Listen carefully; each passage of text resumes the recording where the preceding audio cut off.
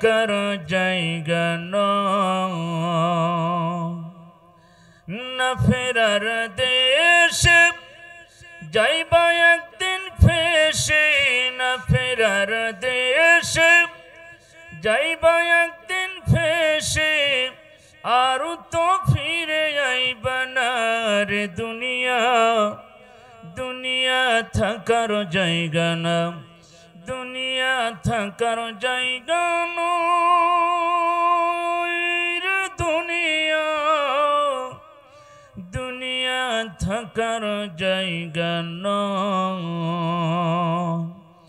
নাকের কাছে জীবন তোমার মরণ ঘাড়ের পিছে পরন পাখি দিলে ফাঁকি সবই তোমার মিশে নাকের কাছে জীবন তোমার মরণ ঘাড়ের পিছে পরন পাখি দিলে ফাঁকি সবই তোমার মিছে চোখ বুঝলে একবার তুমি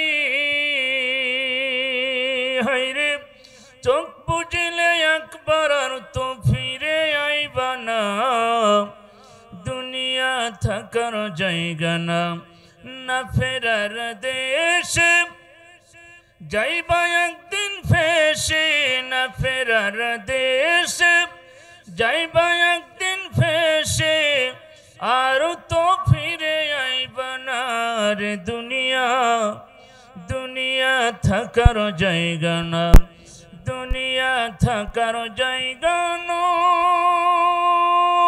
রে দুনিয়া দুনিয়া থাকার জায়গা নয় বলগল উলা বিকমালিহি কশফত দুজা বিজমালিহি সনত জামিউ খিসালিহি সাল্লু আলাইহি ওয়া আলিহি আলহামদুলিল্লাহ। যেই মহান রব্বুল আলামিন আমাদেরকে ভালোবেসে মহব্বত করে এমন একটি যুগ উপহার দিলেন, যেই যুগটা ছিল এমন একটি জাহিলিয়া যুগ, যেই যুগটা ছিল আজ থেকে ৯-১০ মাস আগে একটি যুগ ছিল, সেটা ছিল অন্ধকারের যুগ, বর্বরতার যুগ, খুন খারাপি, লুটপাট, সন্ত্রাস, চাঁদাবাজ, ধর্ষণ, এমন একটি যুগ যে মহান আল্লাহ পাক সেই যুগ থেকে মুক্ত করে এদেশের সোনার সন্তানদের বুকের তাজা রক্তের বিনিময়ে, এদেশের সাধারণ মানুষের রক্তের বিনিময়ে, এদেশের তরুণ ছাত্র ছাত্রীদের রক্তের বিনিময়ে যেই মহান আল্লাহ পাক দেশকে স্বাধীন করে দিলেন, আমাদের কোরআনের হক কথা বলার সুন্দর একটি পরিবেশ করে দিলেন, সেই মহান আল্লাহ পাকের দরবারে শুকরিয়া। জবান ছেড়ে বলেন আলহামদুলিল্লাহ। লাখো কোটি দরুদ বিশ্ব মানবতার মুক্তির দেশারি, ঘুণে ধরা সমাজের হাবার, আইয়ামে জাহিলিয়া যুগের হাবার, সাফায়েতের কান্ডারি, উম্মতের কান্ডারি, দোজাহানের বাদশাহ জনাবে মুহাম্মদ রাসূলুল্লাহ, সবাই পড়ুন সাল্লাল্লাহু আলাইহি ওয়াসাল্লাম। সম্মানিত রাজশাহীবাসী, আমরা কোরআনকে ভালোবাসি, কথা কি ঠিক? কথা কি ঠিক? কারণ আজকের এই ময়দানে যারা আমরা এসেছি সব কোরআনের টানে এসেছি, মানুষের টানে না, কথা বলে ঠিক না? আমরা কোরআনকে ভালোবাসি, কোরআনকে যারা ভালোবাসবে তারা আল্লাহ স্বয়ং ভালোবাসবে, কথা বলে ঠিক না? আর আল্লাহ যদি কাউকে ভালোবেসে ফেলেন তার জন্য জান্নাত, কথা কি ঠিক আছে? যারা বাইরে আছেন ভিতরে চলে আসুন, জায়গা নিয়ে বসে পড়েন। ভাই সুন্দর পরিবেশ, খোলা ময়দান, গরম নেই, গরম আছে নাকি? এই জন্য জায়গা নিয়ে বসে পড়ুন, রাস্তায় জাম করবেন না। স্বেচ্ছাসেবক ভাইরা রাস্তায় যারা দাঁড়াবে তাদেরকে একটু নামাই দিয়ে দেন, বসে পড়ুক, অল্প সময়ের ভিতরে মেহমান চলে আসবে। রাজশাহীবাসী, কারণ আমরা জানি এমন একটা যুগ ছিল আমাদের সামনে, 15.5 বছর যুগ ছিল অন্ধকারের যুগ, খুন খারাপি, লুটপাট, সন্ত্রাস, এমন একটি যুগ ছিল যে মহান আল্লাহ পাক সেই যুগ থেকে আমাদেরকে মুক্ত করেছেন, কথা বলে ঠিক না? 1500 বছর আগে একটা যুগ ছিল, সেটা ছিল আইয়ামে জাহিলিয়া। কি ছিল? জোরে বলেন, কি যুগ ছিল? 1500 বছর আগে একটা যুগ ছিল, তার নাম ছিল আইয়ামে জাহিলিয়া। সেই যুগের নাম ছিল অন্ধকার, মূর্খতার যুগ, বর্বরতার যুগ। এমন একটা যুগে কোনো মানুষের ক্ষমতা ছিল না, বাকশক্তি ছিল না। সেই যুগের নাম ছিল আইয়ামে জাহিলিয়া। সেটা ছিল আবু জেহেলের উত্তরসূরিরা সেই যুগ পালন করেছিল। আমার ভাইয়েরা, রাজশাহীবাসী, একটু কান দিয়ে শোনার সময় নেই, মেহমান চলে আসলে আমাকে ছেড়ে দিতে হবে, এই জন্য খালি ধরবো আর ছাড়বো, বেশি কথা হবে না, কথা কি বুঝতে পারছেন? সম্মানিত ভাইয়েরা, যেই যুগটা ছিল আইয়ামে জাহিলিয়া, 1500 বছর আগে, আর 1500 বছর পরে আমরা একটা যুগ পেয়েছিলাম 15.5 বছর, সেই যুগটার নাম ছিল আওয়ামী জাহিলিয়া। কথা কি ঠিক? ওটা ছিল আইয়ামে জাহিলিয়া আর এটা ছিল আওয়ামী জাহিলিয়া। একই শব্দ, খালি মুখটা গোল করে ছেড়ে দিলে হবে, আইয়াম আর আওয়াম। কথা কি বুঝতে পারছেন আমার ভাইয়েরা? ওদের ধারা ছিল 15-14টি, এদের ধারা ছিল 15টি। ওটা ছিল আবু জেহেলের ধারা আর এটা ছিল আবু জেহেলের খালাতো বোনের ধারা। কথা কি বুঝতে পারছেন? একই ধারা, একই সিস্টেম। কারণ আপনারা জানেন 5 আগস্টের, এই যে 5 আগস্টে না 5 জুলাই, যেই জুলাই 2024 সালে 5 জুলাই, যেটা আগস্টের 7 থেকে শুরু করে এবং থেকে কত 10 থেকে 15 দিন রাজশাহীর মানুষেরা ঘুমাতে পারে নাই। কথা বলেন ঠিক কিনা? রাস্তাঘাটে যেভাবে মানুষকে হত্যা করেছে, যেভাবে নিরীহ মানুষদেরকে গুলি করেছে, আমার ভাইয়েরা, মানুষ ছাত্রদেরকে ধরে নিয়ে যে থানার ভিতরে তাদের পা পঙ্গ করেছে, গুম করেছে, খুন করেছে। এদেশের বাহিনী যারা ছাত্রলীগ নিষিদ্ধ একটা সংগঠন, পৃথিবীর শ্রেষ্ঠ জঙ্গি একটা সংগঠন সন্ত্রাসীর নামে, যেই রাজশাহীতে প্রকাশ্যে দিবালোকে খুন করেছে, গুম করেছে, প্রকাশ্যে মানুষকে আমার ভাইয়েরা পঙ্গ করেছে, সেই রাজশাহীর মানুষরা ভুলতে পারে না। কথা বলে ঠিক না? 2024 সালে 5 যে আগস্ট, এই আগস্টের কথা কি আপনারা কি ভুলে গেছেন? কথা বলেন, ভুলে গেছেন? আমরা ভুলি নাই, কারণ এই যেই জমিনে রক্ত পড়েছে, শহীদের রক্ত, এই জমিন কোনোদিন বেঈমানি করতে পারে না। কথা বলে ঠিকই না? সম্মানিত ভাইয়ের আমার, আমি সামনে যাবে, রসুল বলেছেন আলমার উমা মান আহাব্বাহু মুতাফাক্কুন আলাইহি, এই পৃথিবীতে যার সাথে যার সম্পর্ক হবে তার সাথে তার হাসর নাসর হবে। কোনো ব্যক্তির যদি সম্পর্ক কোনো হারামখোর, নারীখোর, মদখোর, টায়ারখোর, বিড়িখোর, টেন্ডারবাজিখোরের সাথে যদি সম্পর্ক হয়, তার হাসর হবে ওই হারামখোর, নারীখোর, ওই টেন্ডারবাজিখোরের সাথে। কথা বলেন ঠিক কিনা? আমরা কি এরকম 2 নাম্বার লোকের সাথে হাসরের মাঠে উঠতে চাই? জোরে বলেন, উঠতে চাই? আমরা কখনো দুর্নীতিবাজদের সাথে আমরা হাসরের ময়দানে উঠতে চাই না। কথা বলে ঠিক কিনা? সম্মানিত ভাইয়ের আমার, আমি পবিত্র কোরআনুল কারীম একটি সূরা, তার ভিতরে একটি আয়াত আমি আপনাদের মাঝে পেশ করেছি। লম্বা আলোচনা সংক্ষিপ্ত, কারণ হুজুর চলে আসবে, ছেড়ে দিতে হবে। আমার যুব সমাজ, আজকের এই ময়দান, এলাকার যুব সমাজ, এলাকাবাসী আজকের এই মাহফিলের আয়োজন করেছেন। আপনারা খুশি না বেজার? জোরে বলেন, খুশি না বেজার? খুশি হয়ে বলি আলহামদুলিল্লাহ। আমার ভাইয়েরা, কারণ এই ময়দানে কোনো গান গল্প হবে না, কোরআনের কথা হবে, হাদিসের কথা হবে, মানুষের চরিত্র কিভাবে চেঞ্জ হবে, একটি মানুষ কিভাবে মানবিক কল্যাণের জন্য মূল্যবোধ, আজ আমাদের এই মানবিক মূল্যবোধ হারিয়ে গেছে। কথা বলে ঠিকই না? আজ ঢাকা শাহবাগে যেই সমস্ত নারীরা রাস্তায় নেমেছে, দেখবেন সব কঙ্কাল মার্কা মহিলা, চুল উলুঙ্গ ভুলুঙ্গ চুল, যাদের চরিত্রের কোনো ঠিক নেই, সেই সমস্ত নারীরা তারা অধিকারের নামে আজ রাজপথে নেমেছে। কথা বলে ঠিকই না? আমার ভাইয়েরা, আপনি বলেন, এদেশের নারীদেরকে যেই সম্মান মর্যাদা মানুষ দিয়েছেন, ইসলাম কোরআন তো আগেই দিয়েছেন, আমার আল্লাহ তো আগেই দিয়েছেন, সেটা তাদের পছন্দ হয় নাই। আল্লাহ যেখানে পুরুষের, যেখানে সন্তানের 2 ভাগ দিয়েছেন, নারীকে 1 ভাগ দিয়েছেন। সম্পদ বন্টনে তারা, আমার ভাইয়েরা, আল্লাহর ভুল ধরে তারা এটাকে বাতিল করতে চাচ্ছে। তার মানে ওরা মানুষ না, ওরা আবু জেহেলের চেয়েও খারাপ। কথা বলে ঠিক না? আল্লাহর বিধানকে যারা অস্বীকার করে, রাজশাহীবাসী কান দিয়ে শুনে রাখি, সে যে দলের মানুষই হোক আর যেই হোক না কেন, আল্লাহর কোরআনের আয়াতকে যারা অস্বীকার করেছে, ওরা মানুষ রূপে না, ওরা কাফের। জোরে বলেন, কথা ঠিক না? আল্লাহ যেখানে বলেছেন বন্টন করে দিয়েছেন, সেই বন্টন তাদের পছন্দ হয় না। এখন কি হ্যামিলের বাঁশি, আপনারা জানেন হ্যামিলের বাঁশি পড়েছিলেন, ওর কাজ ছিল বাঁশির সুর দিয়ে তাকে পানিতে, সাগরের পানিতে ইঁদুরগুলোকে নিক্ষেপ করা এবং যা ঘরে আছে সবগুলোকে এই বাঁশির সুর দিয়ে নিজে পানিতে ফেলা। এটাই হ্যামিলের বাঁশির তার উচ্চ ছিল এবং চরিত্র ছিল। আমাদের দেশে আজকে যারা যেই পুরুষগুলো শাহবাগে লাফালাফি করছে, যেই নারীগুলো মানব অধিকারের নামে, যেই অধিকারের নামে মানবতার সাথে যে হাস্যকর কাজ করতেছে, আমার ভাইয়েরা, এটা নারীর সম্মান না, এটা নারীকে অসম্মান করা হচ্ছে। কথা বলে ঠিক না? আপনারা কি চান? দেহ আমার, এটা কি সম্ভব? 90% মুসলমানের দেশে এই কথা বলার উৎস কিভাবে পায়? আমরা মুসলমান যদি আবার জেগে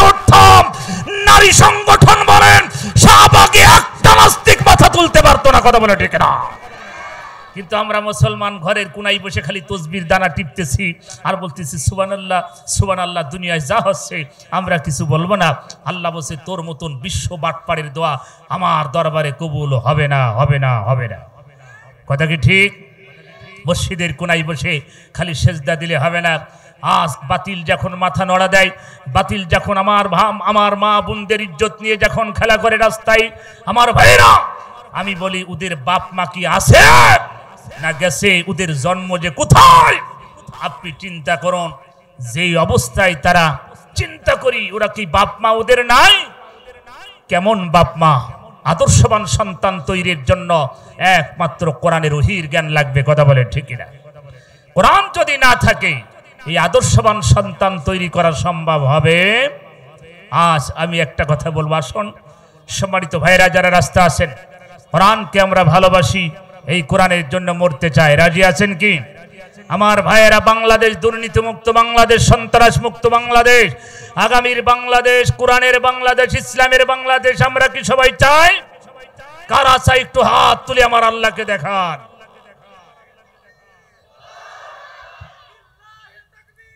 আলহামদুলিল্লাহ। সম্মানিত ভাইয়েরা আমার, আসুন আবু জেহেল যেই পরিবেশ করেছিলেন, যেই যুগটা ছিল এমন একটা যুগ, আমাদের বুকের উপরে এমন একটা পাথর জমা ছিল, যেই পাথরটার নাম আমি দিয়েছি ইন্ডিয়ান পাথর। কি পাথর? জোরে বলেন কি পাথর? ইন্ডিয়ান পাথর। আমাদের বুকের উপরে যেই পাথরটা জমা ছিল, আল্লাহ পাক ঠিক তার কুদরতে ঠিক ইন্ডিয়ার পাথরকে ইন্ডিয়ার জায়গায় ফিরিয়ে দিয়েছেন। কথা বলেন ঠিক কিনা? সম্মানিত ভাইয়ের আমার, পৃথিবীতে কোনো মা তার সন্তানকে ফেলে পালায়, পৃথিবীর নজিরবিহীন। এটা আমার দেশের জননী। কথা বলে ঠিক কিনা? সন্তানগুলোকে এতিম করে সব জাহান্নামের দিকে ঠেলে দিয়ে, জেলখানায় কারাগারে ঠেলে দিয়ে তিনি হেলিকপ্টার নিয়ে পালিয়ে গেল। তিনি নাকি জননী কেলাইছে। কথা বলেন ঠিক কিনা? জননী নিজের মাকে বাদ দিয়ে যারা অন্য কাউকে মা বলে, মা এরকমই হয়। কথা বলে ঠিক কিনা? নিজের মা ভাত পায় না, পরের মাকে নিয়ে দৌড়াদৌড়ি। সমাজে আছে কিনা? নিজের বাবা মা ভাত পায় না, গোশ পায় না, খাবার পায় না, ফল পায় না, পীরের দরবারে গরু ছাগল হাঁস মুরগি নিয়ে ফরিদপুরে চলে যায়। আছে কি এরকম বাটপার? আছে কি এরকম বাটপার?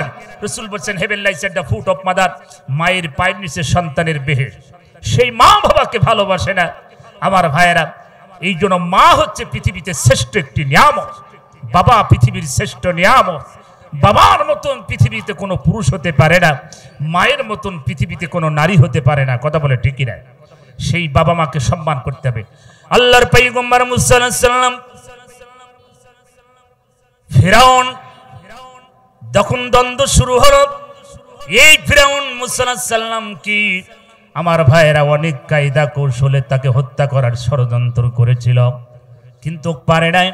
ফিরাউন বললেন এই মিশরের ক্ষমতাধারী আমি, এই মিশরের খোদা আমি, এই মিশরকে আমি চালাই, আমি খোদা, আমি ক্ষমতাবান। জনগণ তাকে খোদা মানতেছে না। ফিরাউন তাকে বললেন, তার দলবলদেরকে লোকদেরকে ডেকে বললেন আমি খোদা, আমাকে খোদা কিভাবে মানাতে হবে, আমাকে জনগণ কিভাবে খোদা মানবে, তোমরা দ্রুত পরামর্শ দিয়ে দাও। মুসা আলাইহিস সালাম খোদা তো মানলেন না, জনগণের ভিতরে শুরু করলেন ক্ষমতার ভাইয়ের আমার বাহাদুরি। ফিরাউন যখন করলেন, মুসা আলাইহিস সালাম আমার ভাইয়েরা, মুসা আলাইহিস সালাম কি করলেন?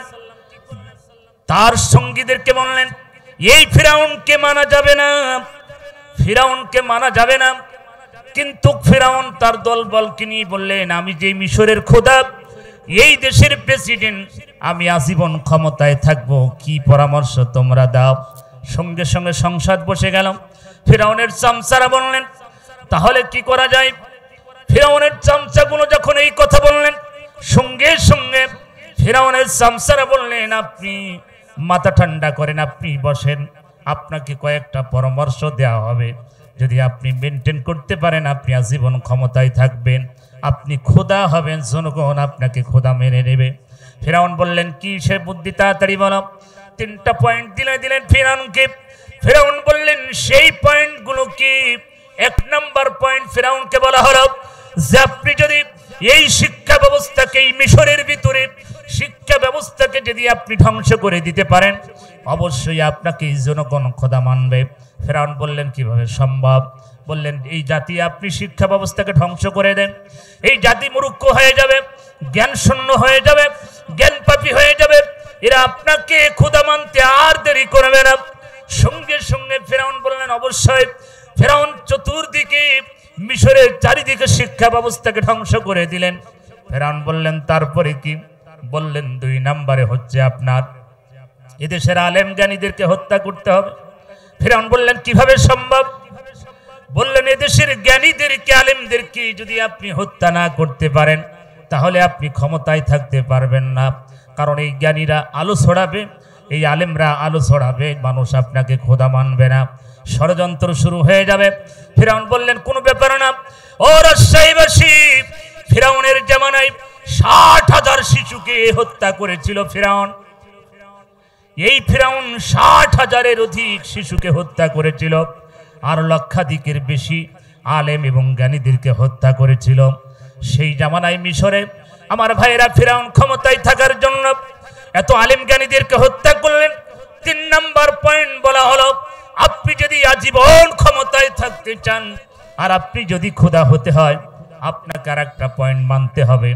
আপনার এই সমস্ত সেক্টরে প্রতিটা ডিপার্টমেন্টের থেকে শুরু করে সেনাপ্রধান থেকে শুরু করে প্রাইমারির হেডমাস্টার থেকে শুরু করে প্রতিটা জায়গায় আপনার আত্মীয়করণ করতে হবে।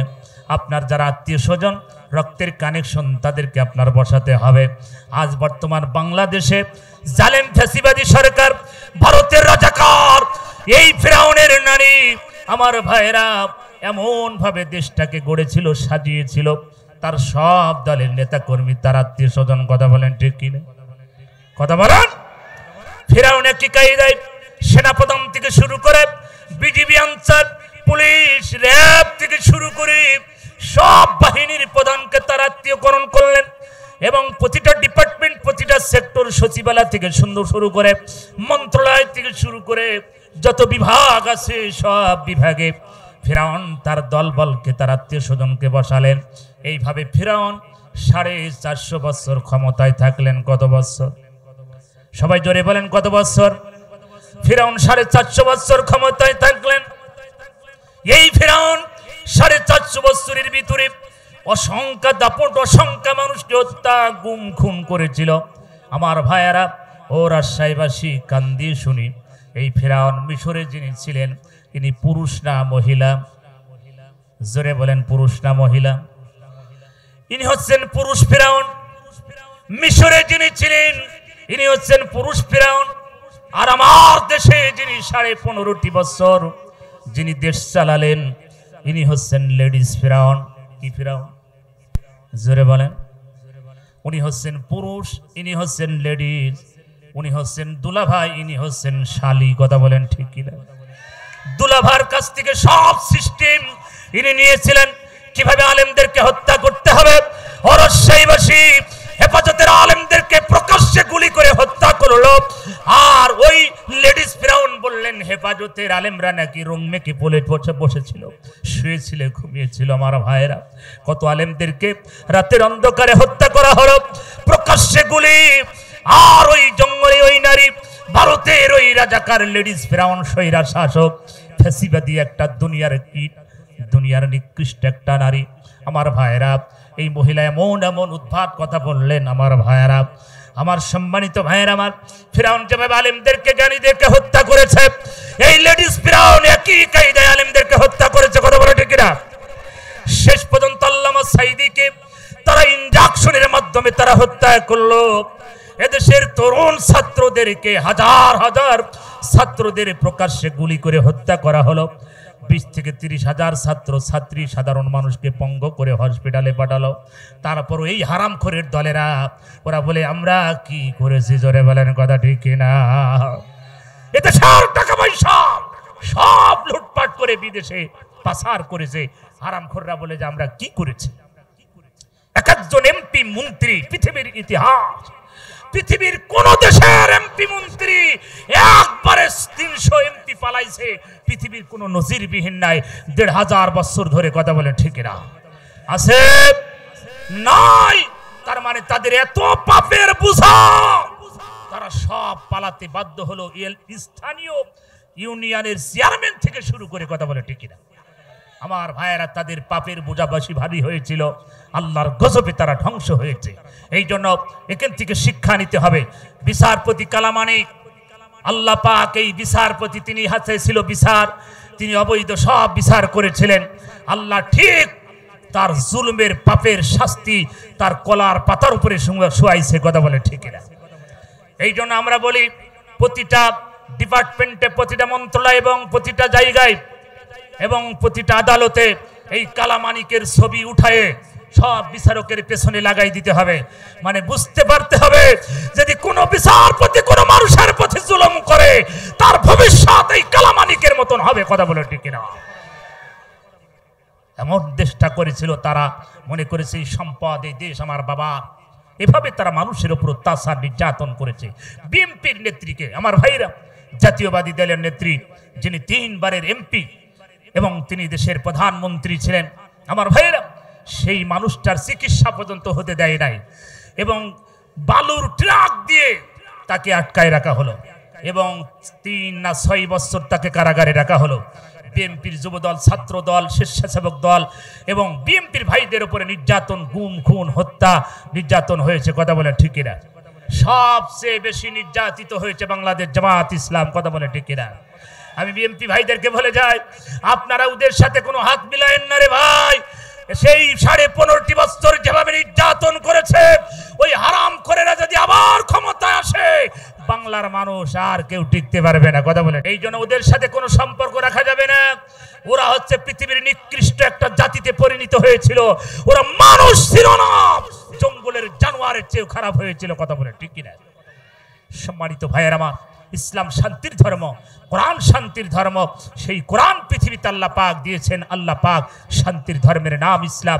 আমরা যদি ইসলামকে যদি মেনে নিই, কোরআনকে যদি কি মেনে নিই, এই পৃথিবীতে শান্তি আসবে কি আসবে না? জোরে বলেন, আসবে কি আসবে না? আমার ভাইয়ের, আল্লাহ রাব্বুল আলামিন পবিত্র কোরআনুল কারীমের ভিতরে ঘোষণা দিলেন, ওগো নবী, আল্লাযীনা আমানু, যারা ঈমান আনে, ও নবী, যারা ঈমান আনে, ও হাজারু, যারা হিজরত করে, ও জাহাদু, যারা জিহাদ করে, ফি সাবিলিল্লাহ, আল্লাহর পথে, বিআমওয়ালিহিম ও আনফুসিহিম, আল্লাহর পথে যারা মাল এবং জান দেয়, আল্লাহ পাক বললেন আযমু দারাজাতান ইনদাল্লাহ, ওরা হবে আল্লাহর কাছে মর্যাদাবান, সম্মানিত। জোরে বলুন সুবহানাল্লাহ। আমার ভাইয়েরা, ও রাজশাহীবাসী, কান দিয়ে শুনি, ক্ষণিকের এই পৃথিবীতে চিরদিন আমি আপনি থাকবো না। এই ক্ষণিকের এই পৃথিবীতে চিরদিন থাকবো না। মানুষ মানুষ মানুষ, এই মানুষের কখন বেহুশ হয়ে যাবে, কখনো হুঁশ হারিয়ে যাবে। আল্লাহ পাক বললেন আলহামদুলিল্লাহি রাব্বিল আলামিন, গোটা পৃথিবীর সব প্রশংসার মালিক। চিল্লায় বলেন কে? জবান ছেড়ে বলেন কে? আল্লাহ পাক গোটা পৃথিবীর মালিক, তার প্রশংসা করা লাগবে। আপনি বলছেন praise be to Allah, lord of the world, গোটা পৃথিবীর প্রশংসার মালিক একমাত্র আমার আল্লাহ। আপনি যখন বলেন আলহামদুলিল্লাহি রাব্বিল আলামিন, গোটা পৃথিবীর সব প্রশংসা আপনার। কারণ আপনি বলবেন কেন আমি প্রশংসা করব? কি কারণে প্রশংসা করব? প্রশংসা পাওয়ার যোগ্যতা কি তিনি আছে? কেন আমার আল্লাহ বলছেন আমার কেন প্রশংসা পাওয়ার যোগ্যতা কেন আমার নাই? আল্লাহ পাক বলছেন, বান্দা, গোটা পৃথিবী সুন্দর করে আমি তোদের মাথার উপরে সামিয়ানা দিয়েছি, বিছানা স্বরূপ বিছিয়েছি জমিনকে। বান্দা, আমি প্রশংসা কেন পাবো না? আমার প্রশংসা কেন হবে না? হে বান্দা, শুনে রাখ, আমি প্রশংসা পাওয়ার কেন যোগ্যতা রাখি? আল্লাহ পাক বললেন আর রহমানির রহিম। আল্লাহ পাক বলেন, বান্দারে, আমি রহমান, আমি রহিম, আমার দয়ায় তুমি বেঁচে আছো, আমি তোমাকে রিজিক দিয়ে আমি তোমার খাওয়াই। বান্দা, কিসের লাফালাফি করো, কিসের অহংকার করো? সব ক্ষমতার মালিক। চিল্লায় বলেন কে? আরেকটু জোরে বলেন কে? খালি প্রশংসা হবে কার?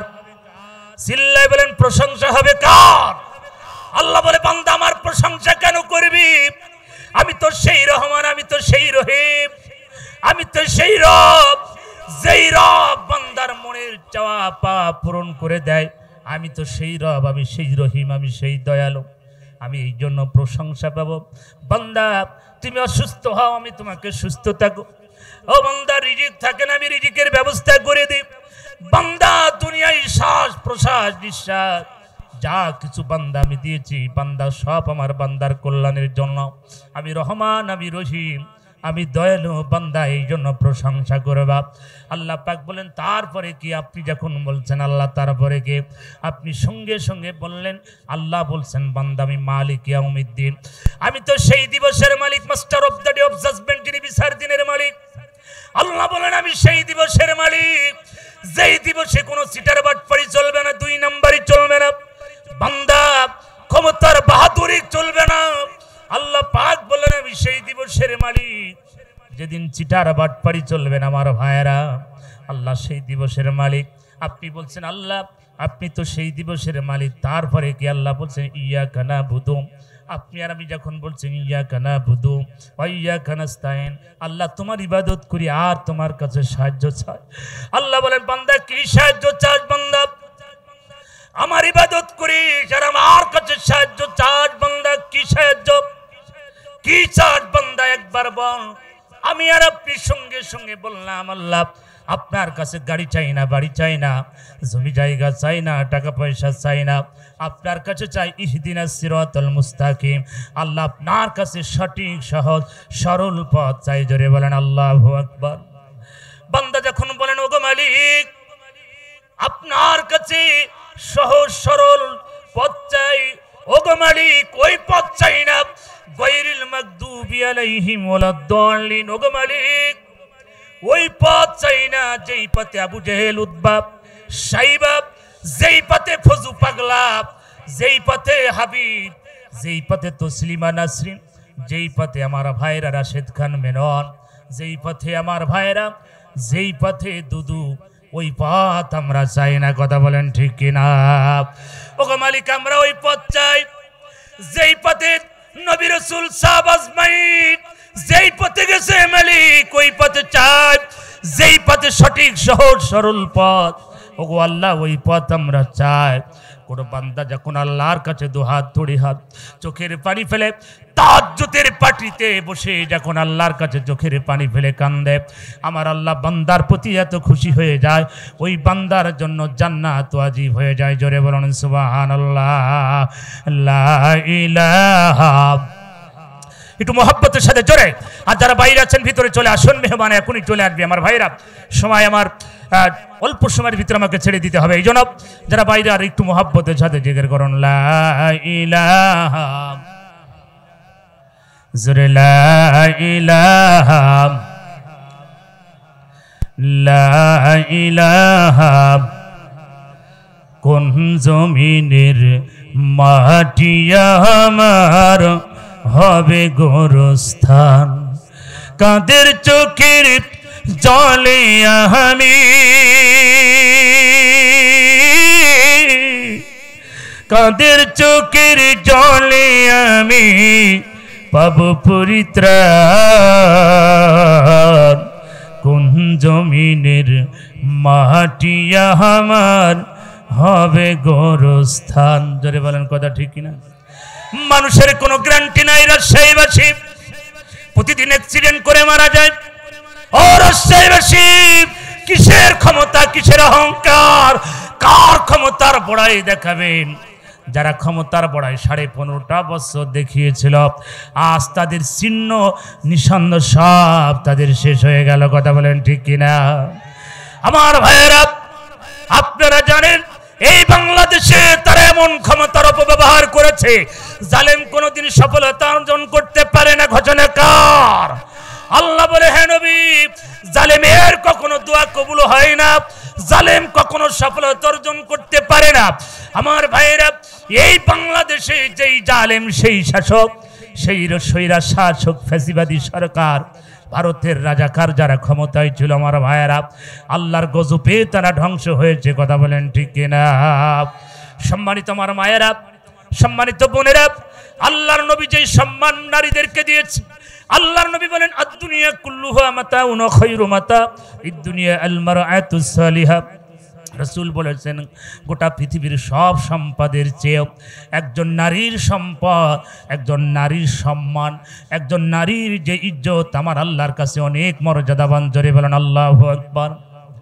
আমার রাজশাহীবাসী, গোটা পৃথিবীর যত সম্পদ আমার আল্লাহর, গোটা পৃথিবীর যত সম্পদ আছে, এই সম্পদের যত সম্মান মর্যাদা, যত দামি আমার আল্লাহর কাছে, তার চেয়ে দামি মর্যাদার সম্মান দুনিয়ার একজন নেককার নারী, একজন পরেজগার নারী।